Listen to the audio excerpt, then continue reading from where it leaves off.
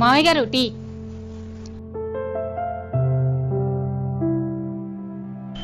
కోడల పిల్ల, ఈ రోజు టీ చాలా బాగుందమ్మా.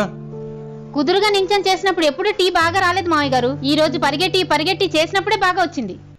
పరిగెత్తి చేసావా? ఎందుకమ్మా పరిగెత్తావు? వారం రోజుల నుంచి మన ఇంట్లో ఇంత పెద్ద ఎలక తిరుగుతుంది కదా మామయ్య గారు.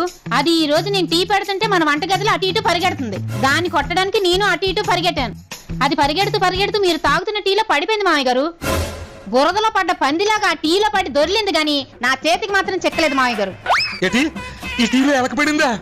ఎలకేంటి మామయ్య గారు, ఆ ఎలకను కొడదామని విసిరిన చెప్పు కూడా ఆ టీలోనే పడింది. ఎలకతో పాటు చెప్పు కూడా పడిందా? చెప్పు పడితే పడింది గాని ఎలక్కున్న క్రిములన్నీ ఇందులో కలిసిపోయి ఉంటాయి కదమ్మా. ఎందుకు మామయ్య గారు కరెంట్ షాక్ తగిలి కాకిలా గింజిపోతున్నారు? అందులో క్రిములు చావడానికి 2 చెంచాల పెనాలు కూడా కలిపాను.